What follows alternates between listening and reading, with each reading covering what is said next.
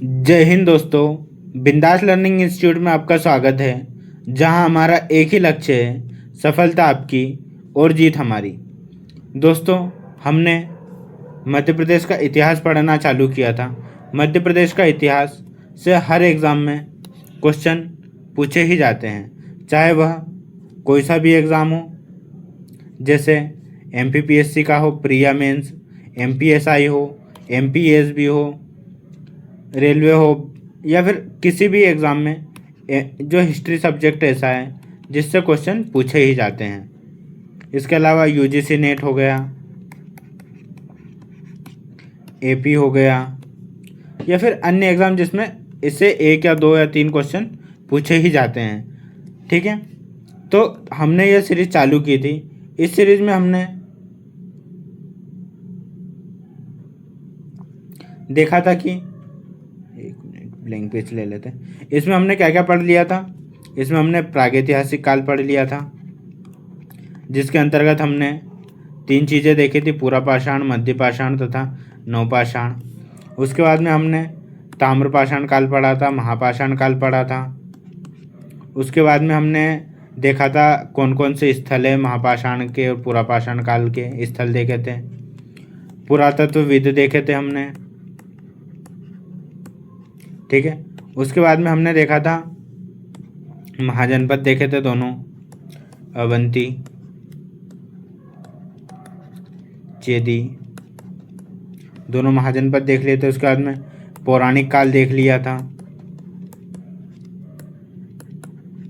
और कल का जो वीडियो था, कल के वीडियो में हमने देखा था मौर्य वंश। अगर आपने अभी तक यह वीडियो नहीं देखी है पुरानी वाली, तो आप ज़रूर देख के आइएगा। इसी से जो अब हमारा इतिहास है उससे जुड़ा रहेगा। ठीक है, इतिहास ऐसा सब्जेक्ट है जो कि लाइन वाइज देखना पड़ता है। हर कड़ी किसी न किसी से जुड़ी रहती है। तो आज का वीडियो हम चालू करेंगे। आज के वीडियो में हम क्या देखेंगे? आज के वीडियो में हम पढ़ेंगे मध्य प्रदेश का शुंग वंश। देखो दोस्तों, नोट्स बनाने की ज़रूरत नहीं है, आप सिर्फ समझने पे फोकस करिए। नोट्स आपको पीडीएफ में प्रोवाइड हो जाएंगे, और अगर आप नोट्स बनाना चाहते हैं तो आप बना लीजिएगा। तो आज का हमारा टॉपिक रहेगा मध्य प्रदेश का शुंग वंश। ठीक है, यह हमारा टॉपिक रहेगा। इस टॉपिक में हम क्या क्या देखेंगे? देखो, इस टॉपिक में हम देखेंगे मौर्य जो साम्राज्य है उसका अंत कैसे हुआ। ठीक है, उसके बाद में अंत होगा तो फिर शुंग वंश का उदय होगा, तो शुंग वंश का उदय कैसे हुआ। ठीक है, उसके बाद में हम देखेंगे इसका प्रथम शासक कौन था। जैसे पुष्यमित्र शुंग थे, तो पुष्यमित्र शुंग कौन था ये भी देखेंगे हम। इसके अलावा हम देखेंगे मध्य प्रदेश के संदर्भ में शुंग वंश। ठीक है, इतनी चीज़ें हम इस वीडियो में कवर करेंगे, इससे भी ज़्यादा करेंगे जो भी। इसके अलावा हम कण्व वंश देखेंगे, और हम सातवाहन वंश भी देखने का कोशिश करेंगे। अगर हम डिटेल में जाते हैं तो ये इतना तो नहीं हो पाएगा, पर मध्य प्रदेश का शुंग वंश हम पूरा देखेंगे और कण्व वंश देख लेंगे। ठीक है, तो बिना देरी किए हुए हम इस वीडियो की शुरुआत करते हैं। ठीक है, जैसा कि आपको पता है हमने पिछली कक्षा में क्या पढ़ा था। ब्लैंक पेज ले लेते हैं हम पहले इसके लिए। देखो, पिछली कक्षा में हमने पढ़ा था कि सम्राट जो अशोक है, कौन? सम्राट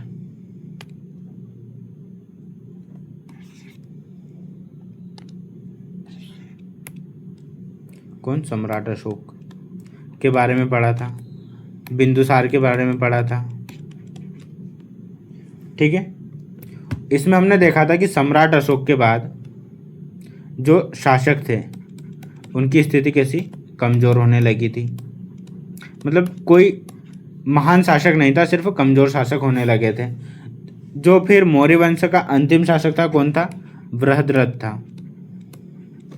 ठीक है, बृहद्रथ की हत्या किसने कर दी थी? इसी के एक सेनापति पुष्यमित्र शुंग ने कर दी थी एक सैन्य अभियान के दौरान। ठीक है, और लगभग कब की बात है ये? लगभग 185 ईसा पूर्व में इसने कौन सी इनकी हत्या करी और शुंग वंश की स्थापना की। ठीक है, इतना हमें देख लेना है। अब देखो, हमने देखा है कि कोई भी वंश परिवर्तन होता है, मतलब किसी भी वंश का नया उदय होता है तो उसमें राजनीतिक शक्ति बदलती है, प्रशासनिक शक्ति बदलती है, मतलब ऑलमोस्ट सभी चीज़ों में परिवर्तन होता है, भौगोलिक। ठीक है, अब इसमें हम विशेषकर यह ध्यान देंगे कि शुंग वंश का प्रभाव मध्य भारत में जो हमारा है, विशेषकर मध्य भारत, जिसमें विदिशा और उसके आसपास के क्षेत्रों में बहुत अधिक दिखाई देता है। जो शुंग वंश का प्रभाव कहाँ में अधिक दिखाई देता है? मध्य भारत के विदिशा के आसपास। ठीक है, इसलिए मध्य प्रदेश के इतिहास को शुंग काल का विशेष महत्व कहते हैं। अब देखो, अब हम इसके अलग अलग राजाओं का परिचय देखेंगे। इसमें हम सबसे पहले देखेंगे पुष्यमित्र शुंग का। ठीक है,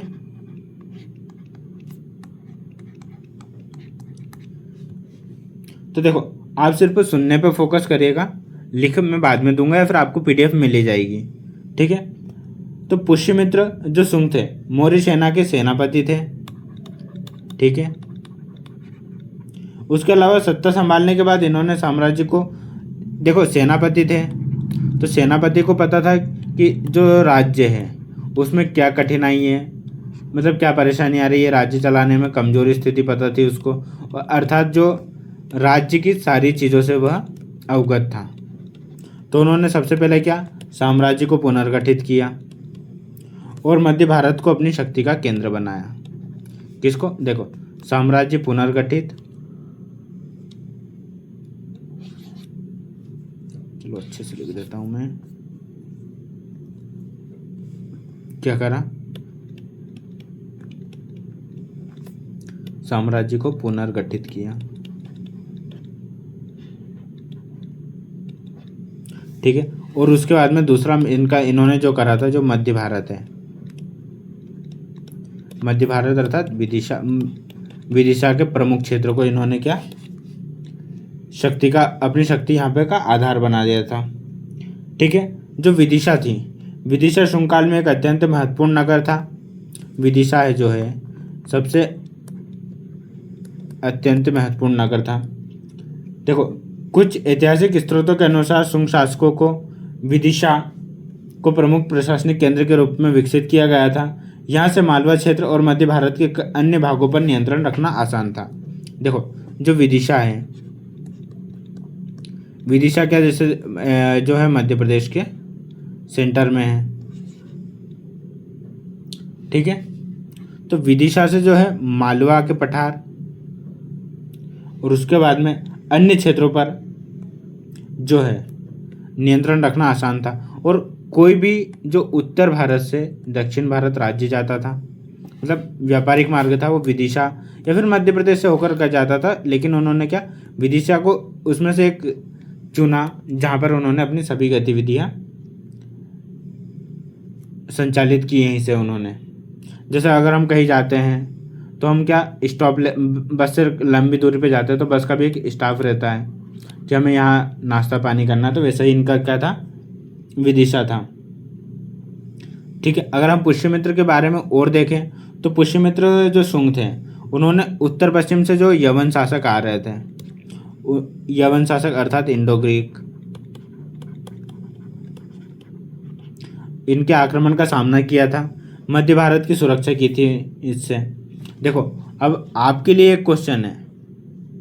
क्वेश्चन क्या है? यदि, सुनना, यदि आप उस समय शासक होते हैं तो आप विदिशा को राजधानी बनाते या फिर उज्जैन को? देखो, यह क्वेश्चन ऐसा है जो कि आपके सोचने की क्षमता बढ़ाएगा कि आप क्या सोचते हो, आप एक राजा की तरह क्या सोचे हुए। तो इसका उत्तर मुझे आप कमेंट में दीजिएगा, ठीक है। अब देखो, इसके बाद हम चलते हैं पुष्यमित्र शुंग के बाद अगला हमारे जो शासक हैं कौन है। अगले हमारे शासक थे पुष्यमित्र के पुत्र अग्निमित्र। अग्निमित्र की जानकारी हमें जो मालवा मालवा नहीं, मालविका अग्निमित्रम से मिलती है, ठीक है। इसके रचयिता कौन थे? कालिदास का आपने नाम सुना होगा, तो कालिदास ने ही इसकी रचना की थी। आप मुझे कमेंट में बताइए कालिदास की 3 रचनाओं कौन कौन सी है, ठीक है। देखो, अग्निमित्र का भी विदिशा से संबंध था। अग्निमित्र को जो विदिशा का शासक, ये लिख सकते हैं अगर आप लिखो तो, विदिशा का शासक कहा जाता था या राज्यपाल माना जाता था। इससे यह स्पष्ट हो जाता है कि शुंग काल में विदिशा का राजनीतिक महत्व बहुत अधिक था, ठीक है। देखो, अग्निमित्र से किस प्रकार का क्वेश्चन पूछा जाएगा कि अग्निमित्र का संबंध किस नगर से था, तो किस नगर से था? नगर था हमारा संबंध किससे था? विदिशा से था, अभी हमने देखा था, ठीक है। अब हम उस विषय पर आएंगे जो कि मध्य प्रदेश का इतिहास का जो सबसे महत्वपूर्ण हिस्सा है, वो है कौन सा? सांची स्तूप। सांची स्तूप को लेकर कंफ्यूजन पॉइंट होता है। देखो, सांची स्तूप देख लेते हैं। सांची स्तूप हमने मौर्य वंश में भी देखा था, लेकिन मौर्य वंश में हमने देखा था कि इसका निर्माण जो है अशोक द्वारा प्रारंभ किया गया, अशोक द्वारा प्रारंभ। लेकिन जो है इसका विस्तार किसने? शुंग शासक और सातवाहन शासकों ने करवाया। देखो, निर्माण और विस्तार में फर्क होता है। निर्माण का अर्थ होता है कि जैसे किसी भी अपन मकान बना रहे हैं उसकी नींव रखना, निर्माण करना।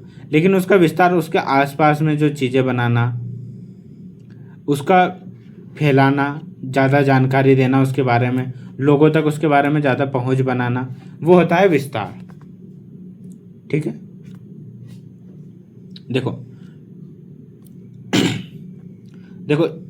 सांची में जो शुंग काल है उसके राजाओं ने क्या क्या करवाया था? स्तूप का विस्तार करवाया, ठीक है। उसके बाद में जो पत्थर की वेदिका बनवाई, पत्थर की वेदिका अर्थात वेदिका का मतलब होता है रेलिंग, पत्थर की रेलिंग बनवाई। उसके बाद में यहाँ पे लिख देते हैं हम अच्छे से, चलो यहीं पे आप कंप्लीट कर देते हैं तो आपको भी समझने में आसानी होगी, ठीक है। देखो, निर्माण,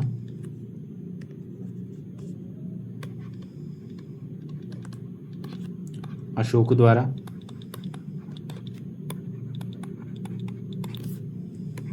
विस्तार शुंग और सातवाहन शासक द्वारा, ठीक है। इसके बाद में बात करें तो शुंग वंश ने क्या योगदान दिया था? शुंग वंश ने इन्होंने स्तूप का विस्तार कराया, पहला तो यही पॉइंट आ जाएगा,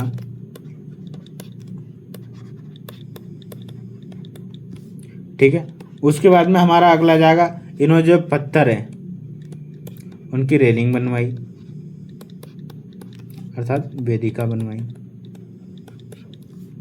तीसरा हमारा जो प्रदक्षिणा पथ था मतलब परिक्रमा पथ, उसका विस्तार करवाया या फिर उसका विकास करवाया, और ये जो स्थापत्य कला को एक नया रूप मिला, इससे स्थापत्य कला को नया रूप। देखो, निर्माण अशोक ने करवाया तो शासक शुंग से स्तूप का विस्तार हो गया। स्तूप का विस्तार करने में वो किन चीज़ों का उपयोग करेंगे? पत्थर का उपयोग करेंगे, तो पत्थर की रेलिंग बनवाई। पत्थर की रेलिंग कैसे बनाई? घुमा घुमा कर, मतलब घूम घूम कर बनाई। तो हम घूम घूम कर क्या परिक्रमा करते हैं, तो घूमकर परिक्रमा करी, मतलब प्रदक्षिणा पथ का विस्तार। और स्थापत्य कला उससे आकर्षक हो गई, ठीक है। ये हो गया हमारा सांची। इसके बाद में हम बात करते हैं कौन सा, हेलियोडोरस स्तंभ, या फिर जिसे गरुड़ स्तंभ भी कहा जाता है। ठीक है, देखो जो हेलियोडोरस स्तंभ है कहाँ पर स्थित है, पहले तो हम इसकी लोकेशन देख लेते हैं। हेलियोडोरस ये हमारा विदिशा में स्थित है। पहला तो ये, इसका निर्माण किसने करवाया था, एक जो शासक था, इसका एक अन्य नाम हमें खम्बाबा या खम्बा बाबा भी देखने को मिलता है। ठीक है, हम इसके निर्माण की बात कर रहे थे। निर्माण किसने करवाया, इसका निर्माण करवाया था एक यूनानी राजदूत।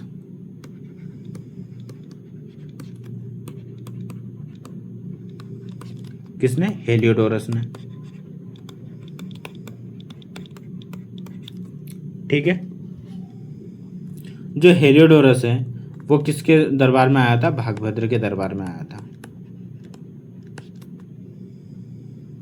ठीक है, देखो इसका महत्व हमें, मतलब जो हेलियोडोरस स्तंभ है, गरुड़ स्तंभ है, इससे हमें क्या जानकारी मिलती है और इसका महत्व क्या था। देखो महत्व में तो इसलिए था, या फिर हमें इसकी जानकारी मिलती है कि इस समय यूनानी और भारत के राजनयिक संबंध अच्छे थे। ठीक है, राजनयिक संबंध अच्छे थे, और उसके बाद में उस समय वैष्णव धर्म भी की जानकारी भी हमें मिलती है।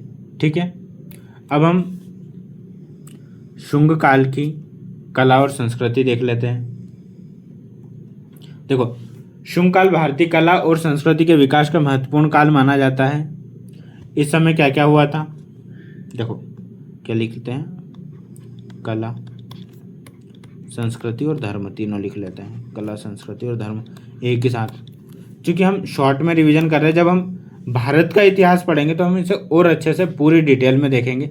ये भी हर एग्ज़ाम के लिए, मध्य प्रदेश की एग्ज़ाम के लिए पर्याप्त है, इसके अलावा आपको कहीं पढ़ने की ज़रूरत नहीं है। देखो स्तूपों का विस्तार हुआ, मैंने आपको बता ही दिया था, जैसे सांची स्तूप है। उसके बाद में रेलिंग एवं तोरण का विकास हुआ, ये भी हमने देख लिया था। जो सांची स्तूप में हमने देखा था कि रेलिंग और तोरण का इन्होंने विस्तार करवाया।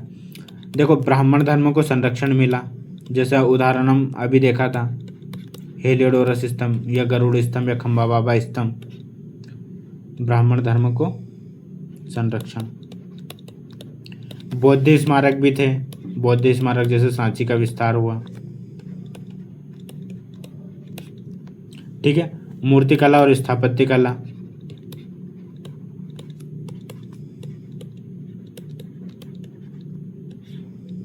ठीक है, कि नए प्रयोग हुए, नए प्रयोग लिख लेते हैं हम। ठीक है, और मध्य प्रदेश में सांची और विदिशा इस सांस्कृतिक विकास के प्रमुख केंद्र बने थे। ये तो हमने देख लिया था। तो ये होता है हमारा शुंग वंश खत्म। इतनी ही चीज़ें इंपॉर्टेंट है इसमें, देखो।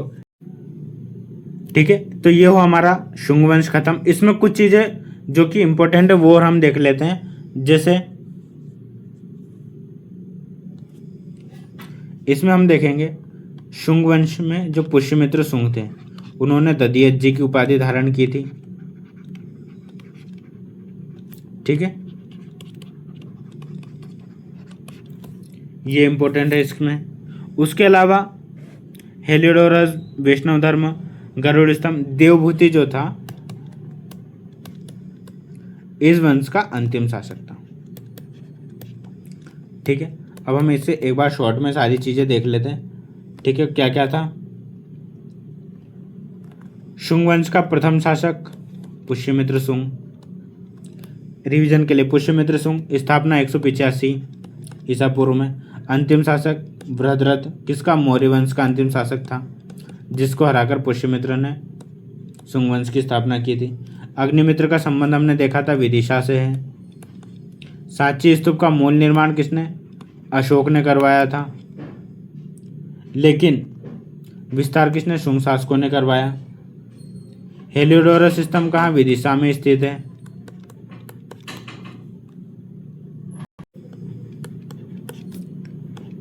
कहाँ? विदिशा। ठीक है। और जो हेलियोडोरस किसके दरबार में आया था? भागभद्र के दरबार में आया था। ठीक है, तो इतनी चीज हमें याद रखनी है। इसके अलावा एक कथन भी है कि जो पुष्यमित्र शुंग था वो बौद्ध धर्म का विनाशक था या संरक्षक था। तो देखो, कुछ इतिहासकार कहते हैं कि जो है पुष्यमित्र शुंग को बौद्ध धर्म का विनाशक कहा कहते हैं, क्योंकि उसने 1000 से ज़्यादा जो बौद्ध भिक्षु को हत्या करवा दी थी और उसके बाद में उन्हें सरयू नदी में फेंकवा दिया था। लेकिन कुछ इतिहासकार इसे संरक्षक कहते हैं। संरक्षक क्यों कहते हैं, यहाँ देख लेते हैं। संरक्षक इसलिए कहते हैं क्योंकि इन्होंने बहुत सारे सांची स्तूप और भरूच स्तूप के तोरण द्वार का निर्माण करवाया था, फिर बौद्ध स्मारक को संरक्षण दिया था। ठीक है, तो इस कारण इसे पुष्यमित्र शुंग को बौद्ध धर्म का संरक्षक भी कहा जाता है। ठीक है, तो यह हमारा हुआ शुंग वंश पूरा कंप्लीट। इसे हम एक बार पीडीएफ में देख लेंगे। ठीक है, या फिर मैं आपको पीडीएफ प्रोवाइड कर दूंगा। पौराणिक काल यहाँ से देख लेते हैं हम, कहाँ मिलेगा हमें।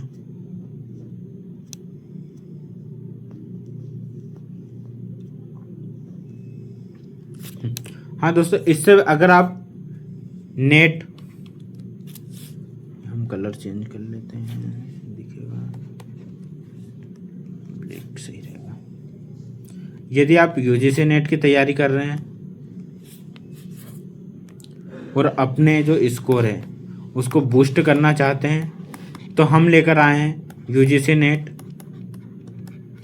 ज्योग्राफी की टेस्ट सीरीज।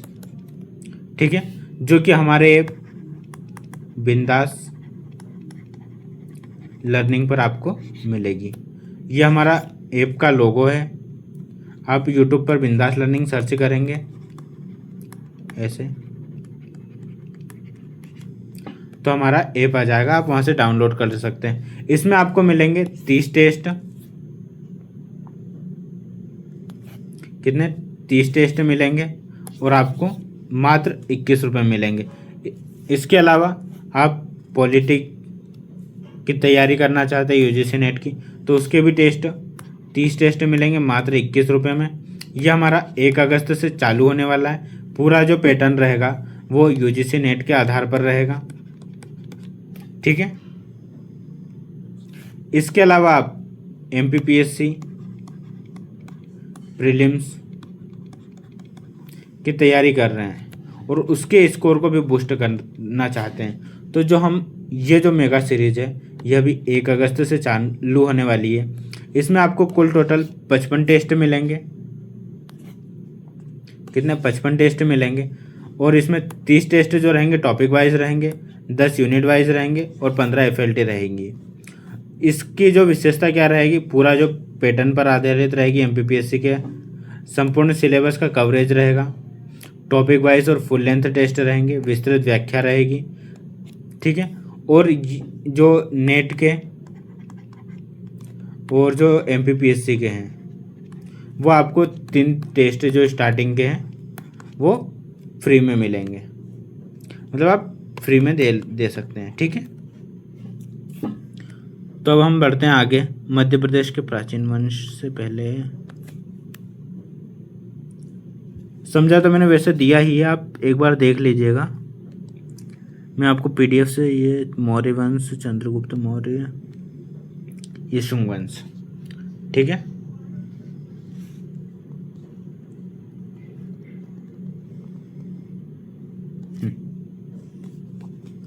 देखो शुंग वंश,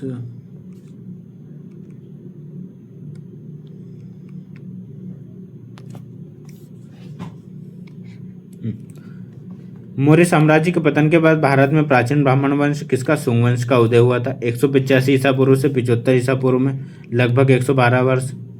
इसके प्रमुख शासक थे पुष्यमित्र शुंग, अग्निमित्र, अन्य में जैसे भागभद्र, भूमिमित्र, इन्होंने शासन का विस्तार किया था। अंतिम शासक देवभूति थे। संस्थापक राजधानी एवं राजा संस्थापक कौन थे? सेनापति पुष्यमित्र शुंग ने वृद्धरथ की हत्या करके की थी। उसके अलावा इन प्रमुख राजा पुष्यमित्र शुंग थे। उपाधि धारण करने वाले बौद्ध स्त्रोतों के अनुसार इन्होंने बौद्ध विरोधी भी कहा जाता है। लेकिन सांची और भरहुत स्तूप बौद्ध स्मारकों के निर्माण और जीर्णोद्धार इन्होंने करवाया था। अग्निमित्र पुष्यमित्र के उत्तराधिकारी थे। भागभद्र, इनके दरबार में कौन? हेलियोडोरस आया था, ये हम देख चुके थे। अब इन्होंने लड़ाई किन किन से की थी वो देख लेते हैं हम। तो देखो, शुंग वंश के शासकों को अपने साम्राज्य विस्तार के लिए विदेशी और आंतरिक शत्रुओं का संघर्ष का सामना करना पड़ा था।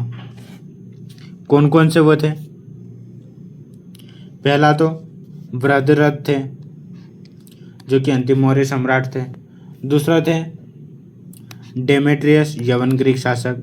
मिनांडर से इन्होंने युद्ध किया था। देखो, इसके जो पराजित किया और मौर्य साम्राज्य का पतन हो गया था। पुष्यमित्र शुंग, सिंधु नदी घाटी के किनारे ये युद्ध हुआ था। पौत्र वसुमित्र ने यवनों को हराया था। पुष्यमित्र के जो पुत्र का पुत्र था, मतलब इसका पोता, उसने वसुमित्र नाम था उसका, उसने यवनों को हराया था। इसका उल्लेख हमें कहाँ? मालवाहकिनीमित्रम में लिखता है। हाथी गुफा अभिलेख के अनुसार खारवेल का शुंग काल में मध्य भारत और मगध से संघर्ष हुआ था। अभिलेख हम देख लेते। बेसनगर विदिशा, हेलियोडोरस, गरुड़ स्तंभ हम देख चुके थे। सांची स्तूपों का विस्तार भी हम देख चुके थे। भरहुत स्तूप सतना में स्थित है। अब देखो, इन्हें हम याद कैसे कर सकते हैं? देखो, जो चीज़ें याद करवाने की वो मैं याद करवा ही दूंगा। जैसे विदिशा है, इसमें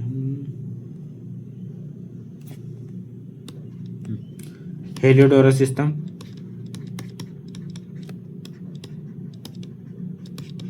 विदिशा। अब जैसे हम किसी को भी कॉल करेंगे तो क्या करेंगे? Hello hello hello hello. तो हमने किसको कॉल किया? विदिशा या फिर दिशा नाम की लड़की को हमने कॉल किया। ठीक है, किसको कॉल किया हमने? दिशा को कॉल किया। तो दिशा ने फ़ोन उठाया तो हम क्या बोलेंगे? हेलो दिशा, हेलो दिशा। तो हेलो दिशा से हो गया हमारा हेलियोडोरस स्तंभ विदिशा में। ठीक है, सांची रायसेन का हम देख चुके थे। सच्ची सच्ची राय देना, हमें सीधी बात याद रख लेना। देखो, भूत हमें क्या सताते हैं, ये भी हमने देख चुके थे। तो भरहुत स्तूप सतना में। एरन सागर भी हम देख चुके थे, याद कर चुके थे। ठीक है, उसके बाद में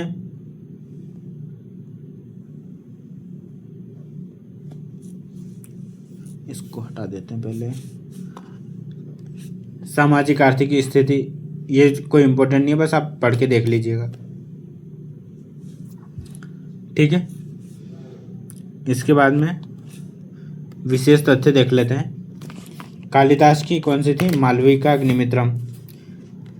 जो महाकवि कालिदास, इस नाटक में शुंग नरेश, अग्निमित्र और विदिशा की राजकुमारी मालविका की प्रेम कहानी तथा विदिशा यवन संघर्ष का वर्णन मिलता है। ठीक है,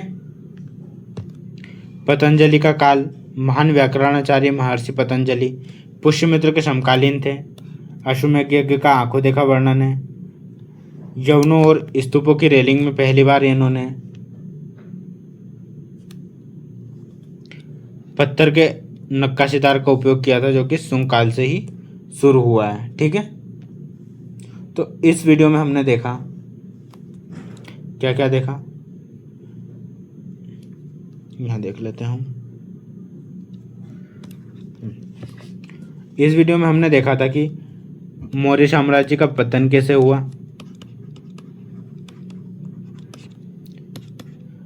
शुंग वंश का उदय कैसे हुआ, शुंग वंश में कौन कौन से राजा थे, उनका योगदान क्या है, सांची और विदिशा का महत्व देखा।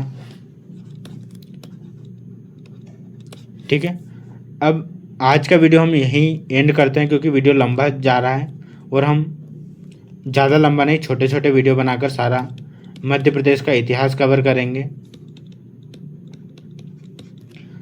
अगर आप वीडियो पर नए हैं तो आप वीडियो को लाइक, शेयर, सब्सक्राइब ज़रूर करें, इससे हमारा हौसला बढ़ता है।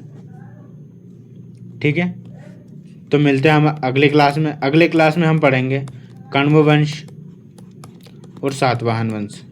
कल हम इन दोनों को कवर कर लेंगे। तो मिलते हैं हम अगली क्लास में। जब तक के लिए पढ़ते रहिए। जय हिंद, जय भारत, जय मध्य प्रदेश।